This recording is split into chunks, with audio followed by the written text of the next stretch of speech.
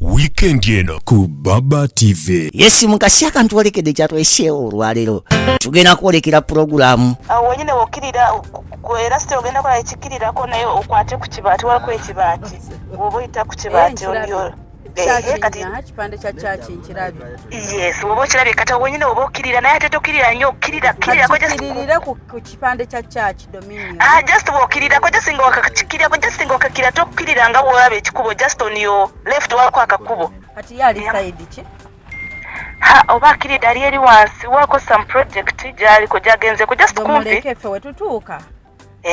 Bajja mugalu abakwagala wano. Okay. Then alioka je. Okay. I'm surprise. Kati ayikuyita wa? Muleka ayite wayagala. Aliwa? Omulengera. Mama wuya jambola. Neba nengeri gye bamulika ennyo bamuliko nnyo agenda naganga buli gye nokeya tebagimpa.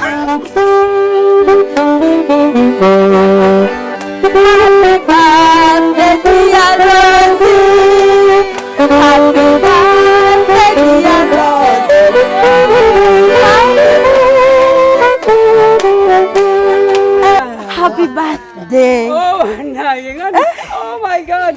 Are you? Me? Really? Yeah, Nanga kino. Ani gosuubira kikukoze kino. Olabika ono. Is it you? What? Gwani gosuubira.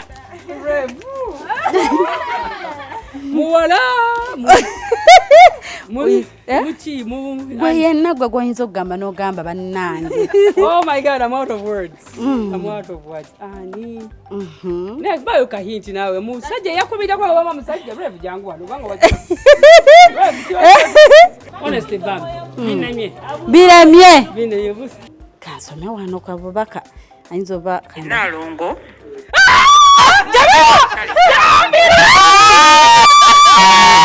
tugenda kwolekera programu weewunyisa omwagalwawo oba surprise your loved one ng'ekutuusibwako n'abagereka w'omukwano opushifa nakawombe njagala weekanye.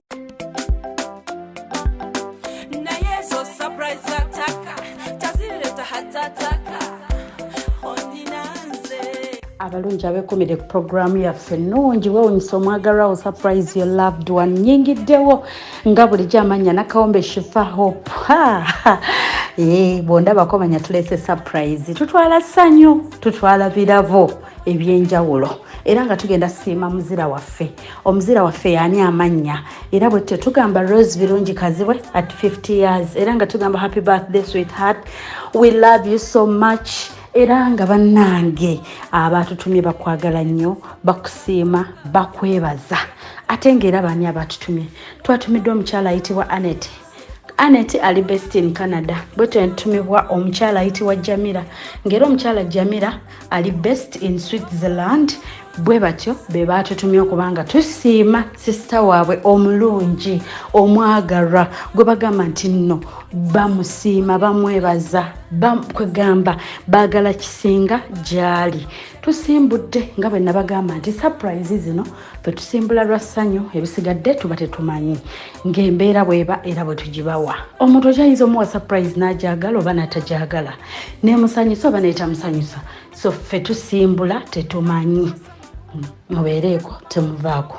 Nyongera bajjukiza enamba zaffe oyita ku 078211569 0702562157 mwagendereze abafere abayita Hope Shifa. Stay warned, we love you, so we can't wait okumeetinga omukyala Rose Birungi Kazibwe naffe tumugamba wano nti happy birthday dear, we love you all, stay blessed. Tusimbudde mutugoberere.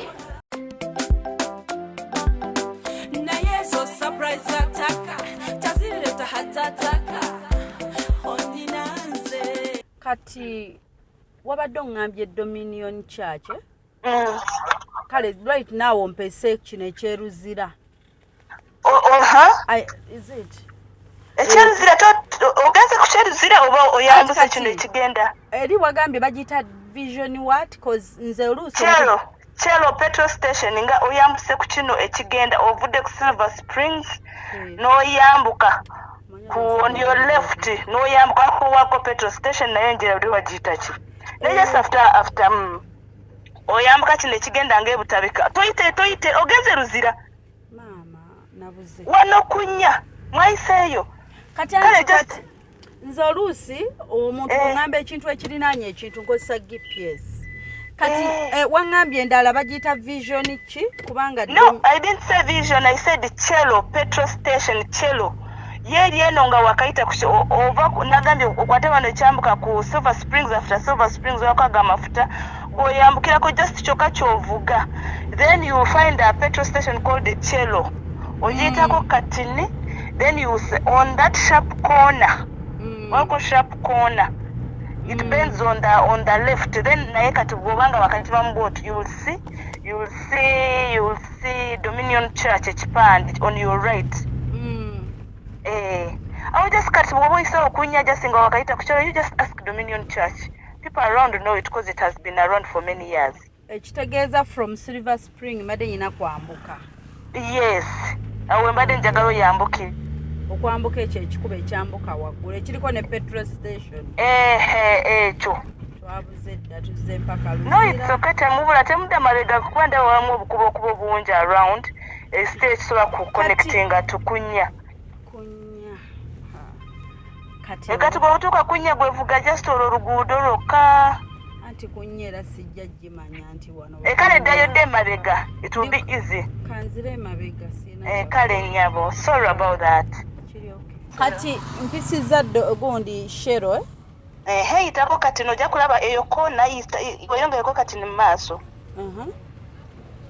then eyo kona nkugambye bwe bending then ugempulampala nga otandise okubending ojja kulaba that first camera for government waliko first camera kiringawo ngako buti awo wonyine wokiririra ojja kulaba na boda ya stage on your right kale nkyanoonya kipande kya Dominion Church sinakiraba kamale kubuuza ojja kukiraba kiri I think in green and whatever you'll see it kinene naye kiringa mbuti naye ogenda kukiraba waliko kona ojja kulaba waliko kona then nga ogenda kuva mukono ojja kukiraba awo wenyine wokirira era site ogenda kola ekikirirako naye okwate ku kibaati waliko ekibaati oba oyita ku kibaati oliyo kipande kya chachi nkirabi yes oba okirabye kati wenyine oba okirira naye ate tokirira nnyo okkirirako kirira ku kipande kya chachi Dominion just wokirirako just nga wakakikirako just nga wakakira tokkirira nga bwolaba ekikubo just on your left waliko akakubo kwata kana kali ku left akakubo kali ku left okalabye ku kipande ku kipande kirira then naye tokirira nga bw'otunula wansi gwe kirira kati then on your left wali akakubo ku kibaati okirira erigenda essomero ndirese ku kibaati eryo lireke kati just ku kibaati jangu you'll see me I'm just in the compound kati yali side ki oba kirira ali eri wansi wako some project gyaliko gyagenzeko just kumpi muleke ffe wetutuuka bajja mugaaliwo abakwagala wano then alyoka ajje abo musurprise kale kati tukiridde ddala otulabye ajja kisoma you never know katuteeke etunule ebwali eri kati akirire naye mugambe kyamugamba tamugamba mugambe ba client bamwagala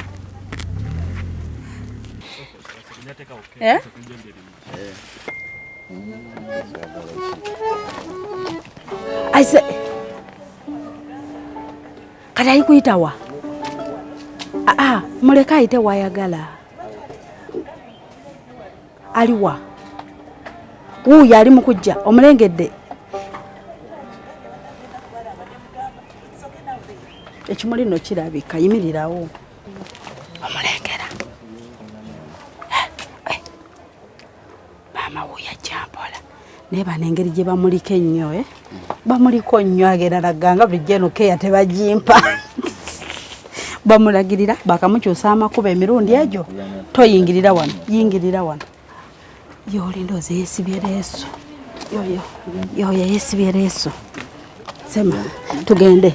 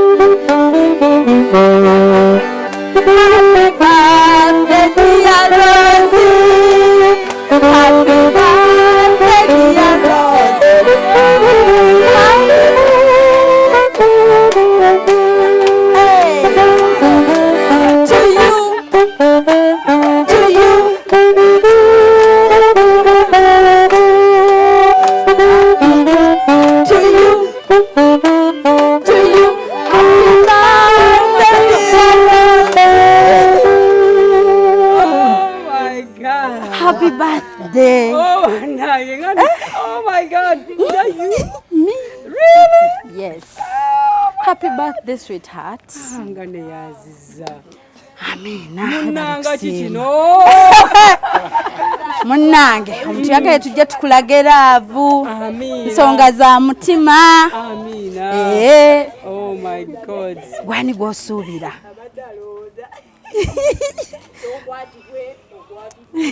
Ani gwosuubira kikukoze kino. Gwe bakujewa. Nze. Olabika ono. Is it you? Kona. Omuntu omu yancontactinga nangamba Hope Shifa nkulaba ku Baba TV ngo surprising aba hero nange nyinayo hero wange. Oh my God. Simanyi bwe nninza mugamba nti mwagala nnyo sina bwe mwebaza. Oh my God. Naye mwebaza okubaawo. Gwani gwosuubira. Muwala. Gwe yenna gwe gw'oyinza okugamba n'ogamba bannange okusinziira embeera nze ndowooza kwona alabika yakikoze. Oh my God, I'm out of words. I'm out of words. Ani. Nek bayo ka hint nawe musajja yakubira kwa baba musajja rev jangu wano banga wachi. Rev. Olo Baba mukwana. Oba kuita kuhaba bachika tukuita kuhaba. Kuhaba kutegeeze kubo likoze eki. Awabye. Kati topabira munzi. Topabira. Abera wano. Abera wano. Simanyiza. Munenza abantu bankubira essimu Shifa munange we trust you. Kati oluusi omuntu ne wabe Uganda ye ne bwatasinkana Shifa bamanyi kijja kukolebwa. Oba ali Uganda oba tali nange simanyi. Babanga muwala. Babanga bakazi oba bati abana ba Dominion Toronto. Dominion Canada. So can take one. Yeah? Otebye Dominion Uganda? Dominion Uganda? No. Okay. Sister one. Annette. Grace, what you Nandeka. Oh, sister, yes, Nandeka Chirim. Honestly, Bam. Biramye. Can't save consive. Papa una consive save. Nabe chali surprise. Ani mukwano. Okay, kati. So can kwata bino. Kwata ebyo. Osome nako. Osome nako. Wadi obuzibu wano wadi obuzibu abaso. Somako wano. Hey! Happy birthday. Dear sister. Kati omuntu waba kati nkubiddeko. Ani? Yes, you're going. Okay, sister. Sister go away Canada. Annette. Oba. Kansome wano kwa bubaka. Ayinza oba Nalongo.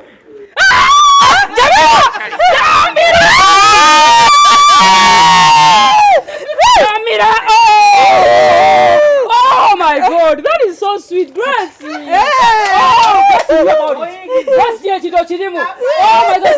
katuwulire obubaka nange olaba olunaku luno twagala kucelebrating olunaku lwo oweza emyaka 5 twebaza mukama olw'emyaka gyakuwadde twebaza ebintu byonna byotukoledde as a family. We celebrate you, we love you, wish you all the best. From Jamila and Annette, we love you so much. I love you so much. Surprise eno bangamba the first time that you contacted me, let me hope you're fine, Shifa. The names of the person who surprised her is Annette from Canada and Jamila from Switzerland. Wow. Yes. Thank you so much. So nebandekera ka message akakatini ne bagamba Shifotero okubira abantu amasimu ne bawo baka bwe tutuuka okwogera tetulina bwe tugenda bimalayo. Just mugambe ababiweereza, but we love her so much, we appreciate her, we don't take her for granted. Oh my God. Ne bampa obubaka obwo nga neyanziza batwa ekirabo kyaffe ekirala bagambye we love you so much Rose Birungi, God bless you. Yonateke kyaffe. Yes, nekirabo kino nakyo kijeri gwe. Wow, bravo. Jango mukwatireko. Wow, bravo. Ani ankwatira. Bino mwenza bikukwasa. Bakole chocolate. Mwenza kubako munoti butanso okubula. Bino sibikukwasa. Bino kambikwatire wano. Kale ngane yanze Shifra. Yes. Kubale kujja. So, bebanko, yeah, I think you contacted me first. Okay. Onaye mulabidde wano, yes. Okay. I think she contacted me first. Wow, that's beautiful. Wow, this is beautiful. Bagambye Rose Birungi Kazibwe 50 happy birthday dear sis. Wow. Bale nga neyanziza nga neyanzege. Papa chikata tufukamya naye alifukamidde. I know. Nene bazamuka mu lw'obulamu bwange ne bazamuka mu lw'aba sister bange. Amen. Those are my older sisters. I look to them, they're my heroes. Annette, mommy, Annette, I love you so much. Thank you for being a big sister. Thank you for being the mother that is not present right now. I have no words. Jamila, you know you are 1 in a million. Jamila, you are 1 in a million. I love you so much. But I am so happy. I am so happy. Thank you so much for loving me. Thank you for believing in me. Thank you for encouraging me.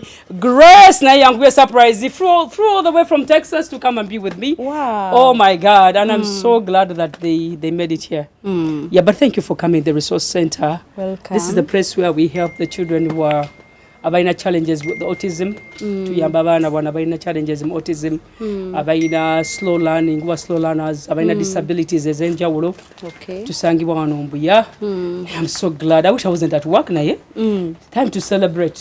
Time to celebrate. Okay. Oleta akasala kale. Can I take you through and show you what we do okay, here? We are going through katumalirize wano. Abantu abali wano mmanyi nabo balina ebirungi bye bakoledde. So nabo nsaba mbagulirewo omukisa okukugamba obubaka in case sagala mbeere selfish. Bwaba wayina ebigambo by'omukyalo ono Rose kuba mmanyi abali wano mutusinga n'omumanya. So musobola okujja ne mutugambako ebitonotono about her. Yes, naffe ntwongera omutegeerako ebirungi ky'omujjukirako briefly. Odozo omukisa omukulu tugusooke tuguwe Saalongo. Kubanga Saalongo surprise. Saalongo surprise emuguddeko. Saalongo bako gyogere ki? Saalongo ava mu nnimiro. Saalongo atuweerawo ebigambo bye. Kansembere wali Saalongo. Kansembere sitokyaleka bigambo bya Saalongo. Saalongo mune ekisanyusa okusanga. Kale mukwano. Bannange mujja kutusonyiwako tubadde tulongoosa nva mu nnimiro. Nange ntuukidde wano mu surprise ya birthday. Yes. Naye nga twebaza Katonda. N'alongooye emyaka gy'amuwadde. Amina. 5. Bintu bingi bye nnyinza okulowooza naye neebaza Katonda nnyo nti kama yatusisinkanya emyaka nga 3+ egiyise tutambudde olugendo luno kyetulusanze nnyo tetubaddemu nnyo buzibu kubanga omukyalo oyo ali kyali tusanga abantu bangi mu bulamu bwabwe nga leero bakyuka era bamanyi nja tobamanyi. Yes. Netutambudde obulamu buno nga takyuse kyolaba kye akyali kujjako nti kyakyuseemu oluvannyuma lw'emyaka 5 atazzeeyo okubeera 18 ekyo kyekyo kikyuse kyokka kyekikyuse nibwe ndowooza so twebaza Katonda olw'obulamu bwamuwadde mukwano gwange ate tusumba ffenna tulina ekkanisa gye tusumba ate twagalana kikulu nnyo ekyo nza okulowoozaako nze avudde mu nnimiro munkwataganyiza nva mu nnimiro kale tweyanzizza ekyo kikulu nnyo okwagalana okwo kitugatta nnyo tweyanzizza ani omulala atuwayo obugambo aba twogere ki kale twebaza Mukama olwa Nnaalongo awezezza emyaka 5 welcome ku kizinga ono yabadde akyali emabega w'ekizimba abalala ffena twayingira ekizinga ekya5 naye twebaza Mukama olw'obulamu bwe she's a determined woman she's very active tasobola kutulira wabeera akola buli wabula tereza nawatereze nawacleaning nadamu nacleaningawo so ate she's a God fearing woman so we thank God for her life ate Nnaalongo yatukuba kati yatugamba ffe yatukuba equalizer ye muto waffe yasembayo mu family naye obwa Nnaalongo tumuwe ekitiibwa kubanga yatusukka ku bwa Nnaalongo abakuba equalizer so naye twebaza Mukama olw'obulamu bwe ekizinga akiyingidde and we pray for many more years. Nnaalongo, God bless you and we love you and we cherish you. Yeah, that's it. Thank you so much. Okay, ono ayina enkwe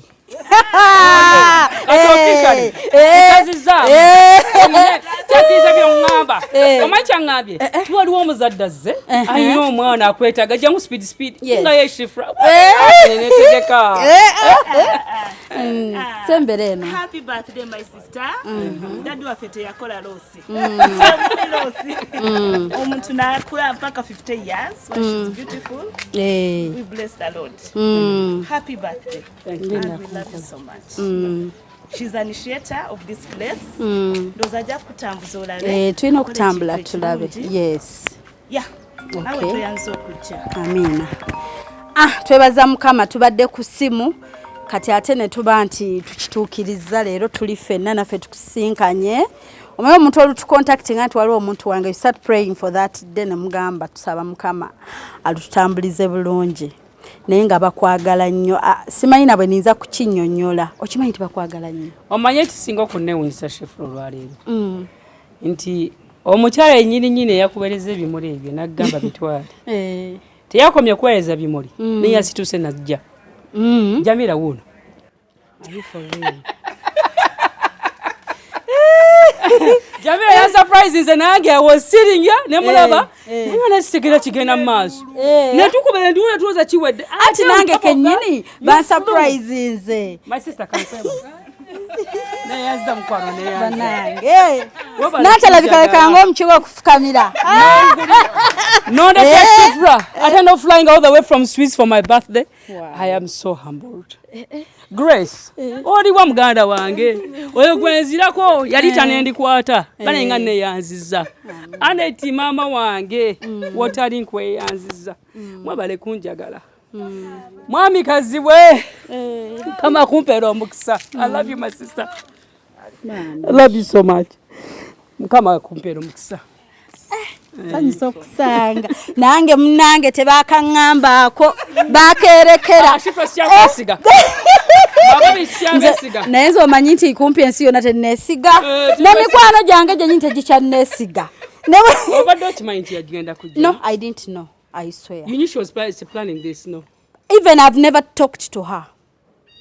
Nayogerako no at first ono nansindike wa Aneti yasigadeyo Aneti kati namubuuza ne bagamba saba mogereko ku ssimu nangamba ha kati nze kankwe voice note nate Jamila tayinzira ddala kwogera ye tajja nakwogera talina budde ali busy ningamba kale kasika munandeke ka voice note plan is kujja. I'm so humbled. Flew all the way from Swiss just for me. I am so honored. Okay. Neyanza mama neyanzege. Grace, I love you. Annette, 1,000 hugs. Banage, zizo. Mukama kuwa mukisa. Wakati nokubira kasimu na ila towangambye nti biro byotegese. Hene yanza nnyo neyanzege. Mukama kumpera mukisa. Shifra, thanks for coming. The entire team Banage people, thanks for coming. You're welcome. It's an awesome. Okay, so kekeyo nze mbadde nteesa katuleme gisala omukole nteekateeka yo gisala mu time yammwe sikyo yes we leave it like that it's okay very beautiful as it is naye nga abatuwa music mutuwe music tutambule ne music nga bwe tulambula okay happy birthday Rose, we wish you all the best, we love you and very proud of you. We wish you all the best quoi. Chogera mu French On te souhaite tout le bonheur du monde. Voilà.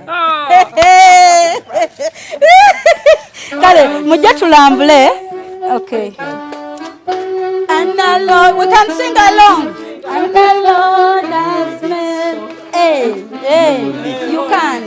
So this is the place. Okay. In the center y'abaana. By these are church choices. Okay. Wano barondera choices bagenda okukola olunaku. Okay. Yeah. Then tulina wano.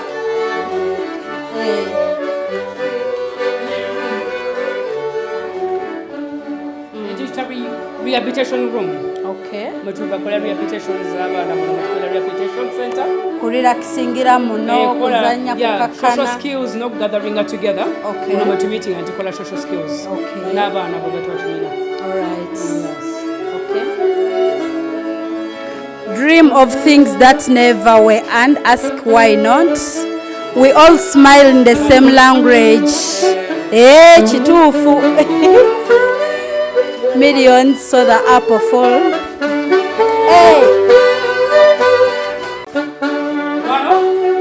Again, this is rehabilitation. Okay. Tukola mu rehabilitation y'abaana beetaaga okutambula balina limbs eziri weak to stretching limbs zaabwe abeetaaga okuba observed. You observe them from this room. Okay. And that's where we take it from here. Okay. Yes. All right. Let's get a room endala wano. Okay.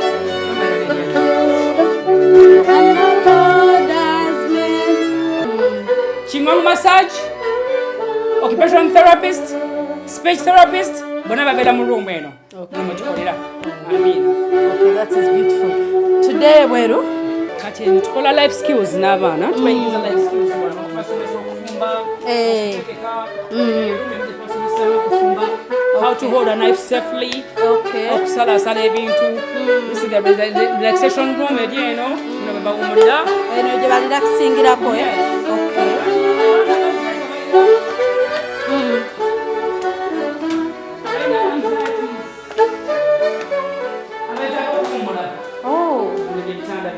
Okay. So they have sleeping beds here where we lay them to sleep, winding down the day. Okay. This is where we usually wind down the day. All right. The music room here, the rehabilitation center here for your music. That's for relaxations. All right. Katutongere tudde eno gye twavudde.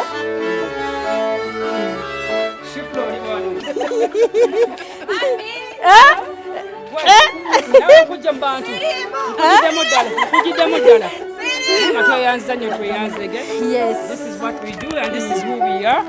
Twaniriza abaana bonna gye bali n'abatuwuliriza bwe balinye okujja n'otuwagala.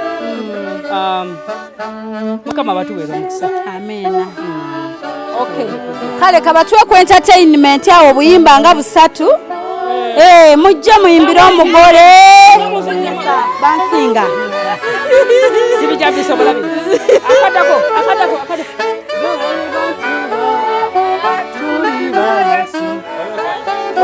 Basitani tusengu.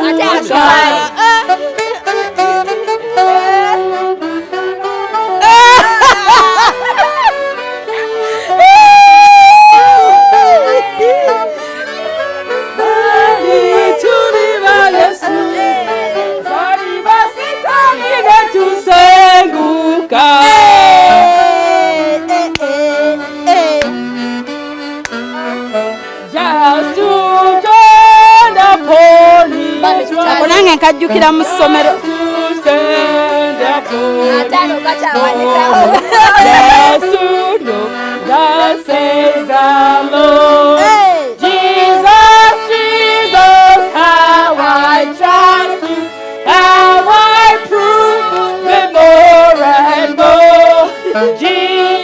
Singa natubeera kwako nga tetukavaako.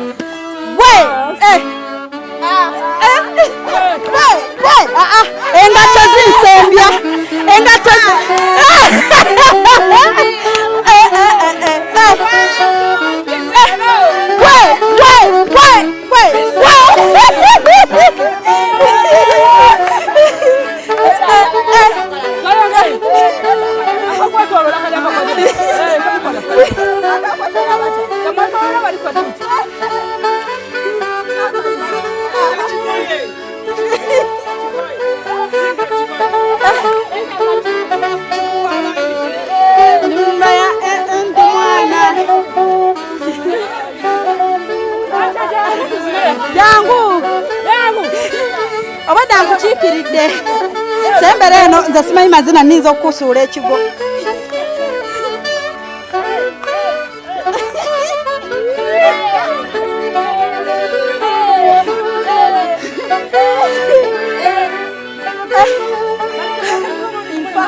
Oli mama olulimbi.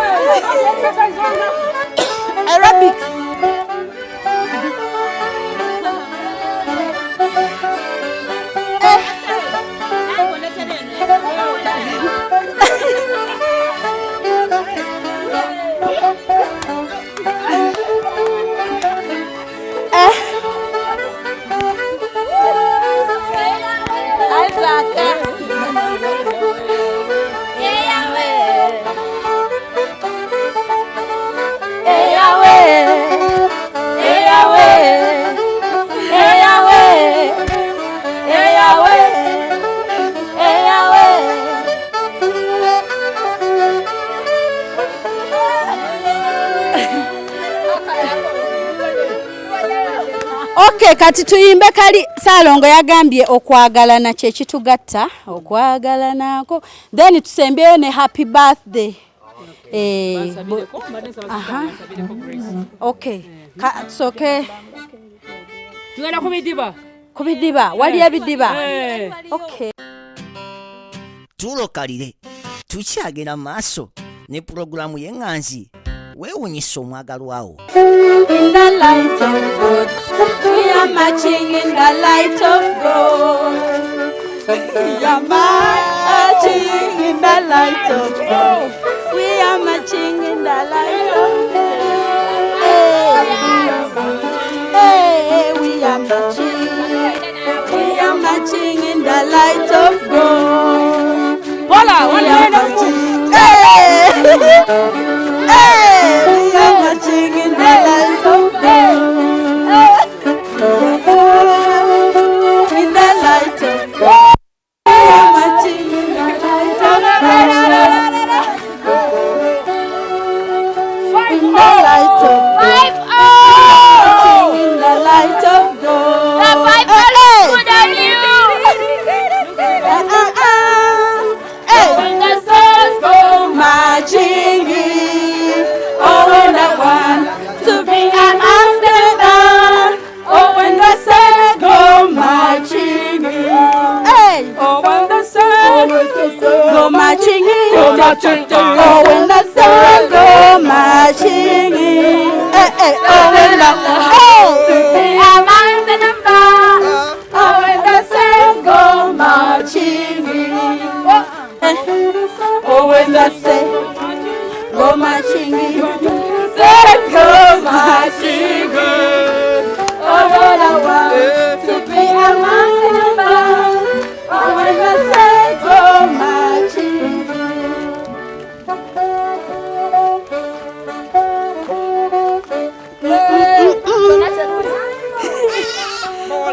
ensonga agamba naye no bannumyeyo.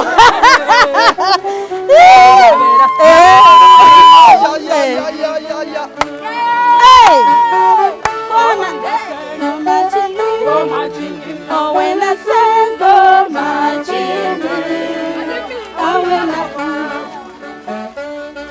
yabadde mwene ensonga Katonda yabadde mwene ensonga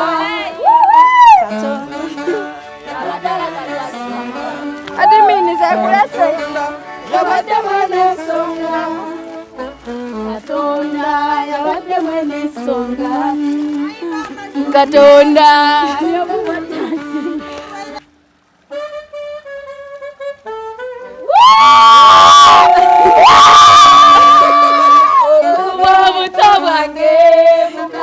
omukono gwangu labye ekisa kinonoola ekitanganyira kugwa ekisa ekyo kyenekola kintuseka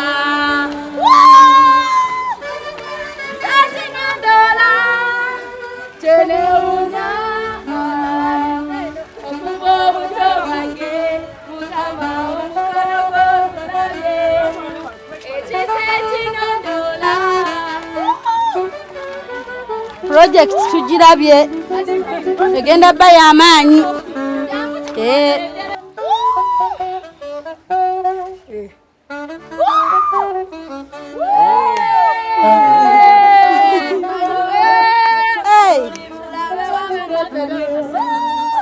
wanika emikono waggulu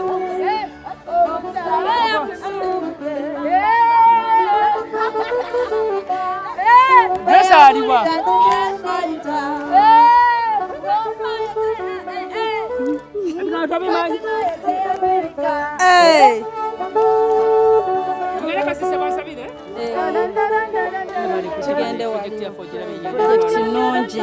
muno kino kigenda baki ene kanisa eno pondi byennyanja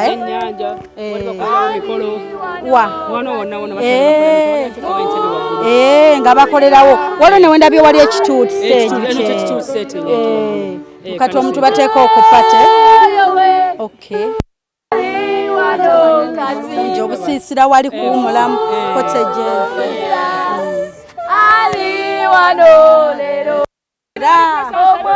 tugende wali mukasiisira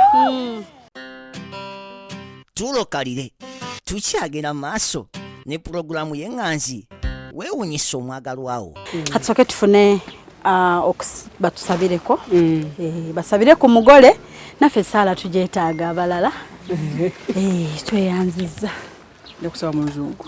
Okay, it's okay. Father in heaven, we just want to thank you for this day because this is the day you gave us the gift of Auntie Rose. We just want to thank you for the life you've given, Almighty God, because in life, not everybody reaches where she has reached, oh God. So we thank you for the grace, we thank you for the gift of salvation, we thank you for the way you have fought and the way you have raised her, oh God. We are here to thank you, to kwebaza. Tuze tukwebaze mukama olwa Rose ne Nalongo n'amaka ge gonna n'emirimu gyabwe gyonna n'ekisa ky'obawadde by'obawangulidde entalo z'obalwanidde ne w'obatadde gwonna gubadde mukono gonna kisa kira tukaba mukama tusaba mukama leka ekisa ekyo kyeyongere leka omukono gwo gw'obukumi gweyongere leka obugabirizi bwo bweyongere leka ekitiibwa kyo mukama weegulire ekitiibwa kubanga wagamba gw'onoonya mukama gw'olonda abatalina amaanyi okuswaza b'amaanyi taata tusaba weeyongere weegulumize mu bulamu bwa Nalongo na era omukisa emirimu gy'emikono gye gyonna kulwa mukama waffe Yesu Kristo nsabye amiina n'ekisa kya mukama waffe Yesu Kristo n'okwagala kwa Katonda n'okuseetima kw'omwoyo omutukuvu beenaffe ffenna n'abaluganda bonna emirembe gitaggwaawo amiina. Mwami Kazibwe ngenda kunsabirako ssebo Grace ansabire nawe jangu nsabire kale mukama omulungi twagala okwebaza olw'obulamu bwa Nalongo tukwebaza emyaka gy'omuwadde ku nsi kuno emyaka gigasiza tukwebaza nti bangi nnyo abasobodde okubeerawo naye tebagituusizza emyaka 5 byokoze tubikwebaliza naye ate byogenda okukola okuva wano mukama twongera okubikwebaliza kyetuva tusaba ti mu linnya erya Yesu nti emyaka gy'onoomuwa okuva leero gibeere emyaka gya mugaso nnyo okusinga gino egibadde emabega gibedde emyaka gya kuyamba myaka gya kutereeza myaka gya kuzimba ekisa kyo n'obulungi bwo buyitiire tusabya obuwangaazi ne tusaba obulamu ne tusaba amagezi n'okumanya tukwebaza bonna ababadde mu lugendo lwe abamufudde kyali buli omu ayogedde ekigambo buli omu amusanyusizza myaka gyonna egy'obulamu bwe n'olwaleero Mukama nabo tubasabira nti empeera yaabwe ereme babula tukwebaza ne bonna abajja mu lugendo luno ne bonna abalulimu kitiibwa n'ettendo Mukama tubikwebaliza mu linnya lya Mukama waffe Yesu tusabye amina Shifra Mukama tukwebaza olw'obulamu bw'omukyalo ono tukwebaza kubanga alese essanyu mu bulamu bw'abantu bangi naye alina ebizibu byalina ebyetaago byalina okuyaayaana okuli mu mutima gwe tumusabira ti Katonda ayinza byonna tuukiriza okuyaayaana kwe myaka bwe girituuka naye nga yeetaaga okusanyusibwa Mukama naye asanyusibwe kyakoze mu bulamu bw'abantu abalala nakyo kimuddire mu ngeri zonna gisobola okimuddiramu tukwebaza olw'obulamu bwe n'ekirooto kyalina okyongereyongerengako ennaku zonna ez'obulamu bwe ne bonna bamuwerekedde mu ngeri yonna gye bamuwerekeddemu mu linnya lya Mukama waffe Yesu amina ate era Mukama nnyambe nange ntuuke mu 5 nga ndi pretty bwenti okay tweyanza nnyo tweyanzeege omulungi atuba ku Baba TV nyongero bajjukiza olunaku lwa Sunday sawa 9 ez'emisana ku YouTube oteekamu ensomagarawo subscribing gwe kasi toteekamu ensomagarawo surprise your loved one subscribe obeere nga ate tewali kikuyitako essanyu bweriti nabagamba wolaba Shifa manya tugenda kusiima abantu baffe ate ebintu muno mubikoppe mwegendereza amaka agasinga gengendamu era bwe boogera ebintu ku muntu wabaawo reasons lwaki abantu bamucelebratinga empisa zibaamu omuntu oyo aba yalina empisa omuntu oyo aba yaddiza ate omuntu oyo era aba yina eddiini mubigoberere nnyo ebintu ebyo ebirabo tubyewane ne message ezo zetwogera nkulu nnyo tekiri late muntu yenna ali eyo okukyusa muneeyisaayo for the better life has no shortcut noboneetooloola ng'okola byokola era the earlier the better kyusa embeera zolabe be bantu betuleeta mu programu eno tweyanza nnyo famire yaliyo gye tukoledde nebaza client wange yanneesiga nga simanyi nti anajja n'okujja mwebale kuntrustinga mwebale nnyo mwebalire ddala ne nebaza ttiimu gye nkoze nayo ne nebaza abaami abo abatuwadde entertainment bakedde ku ssaawa emu ne banninda ey'okumakya bali bavudde empigi ne bakeera 12 anti bali batugambye oyinza okukeera ejjinja nga tukubaza tuli awo in between tatuleka bwe tucommunicatinga so tweyanza nnyo tweyanzeege ne twebaza omukyala gwe mbadde ncontactinganga ndoza taliiwo abadde ku bunkenke naye mwebale nnyo ate mwebale mwagala abakimukoledde laavu eno kati nze nga Shifa twagala nnyo twagala ate ne mutulaga nze saagala obeere eyo njagalire eyo ebbali nonno omuwala oyo mwagala you show me abandi okumpi bamumanyi show me ndaga ŋŋambe ebigambo ebyo by'olina okuŋŋamba yensonga lwaki twayiya programu eno kugatta abantu nakuddiza abantu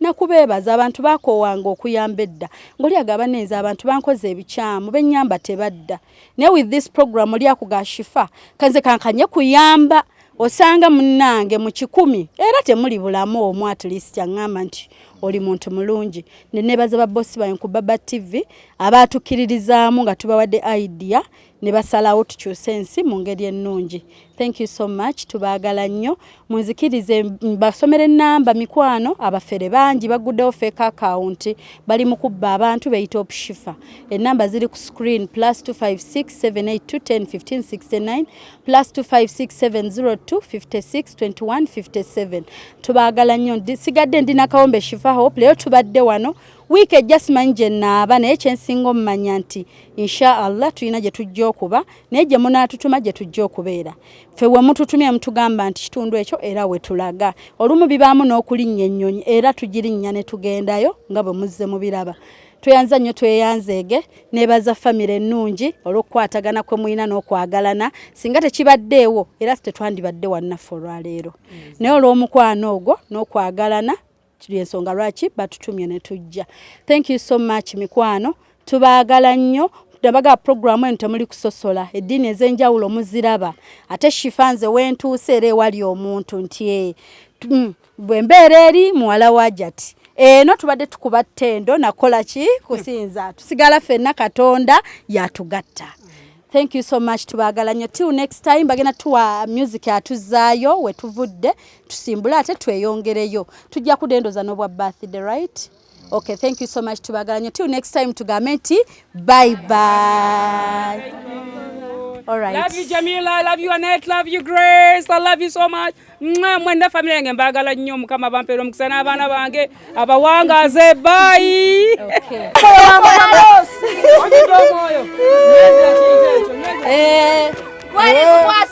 Anywezeza. Onti ndo kusikwasa.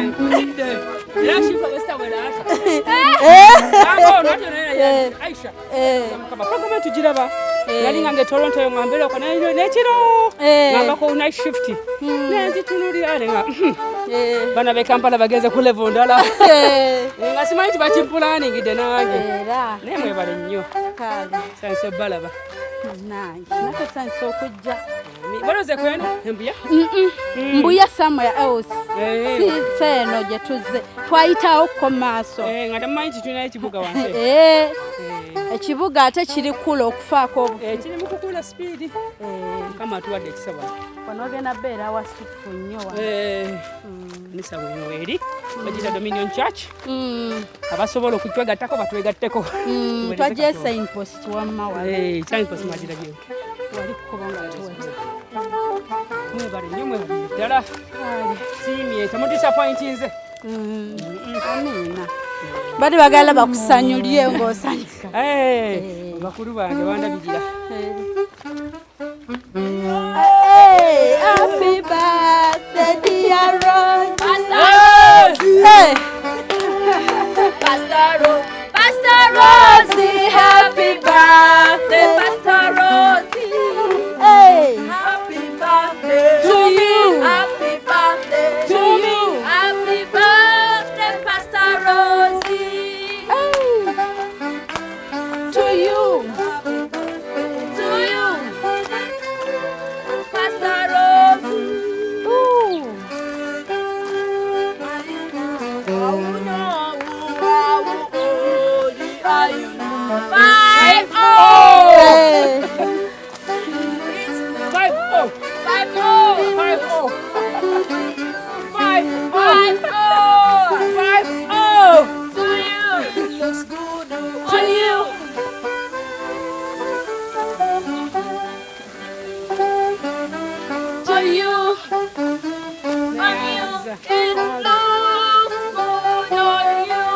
Wow.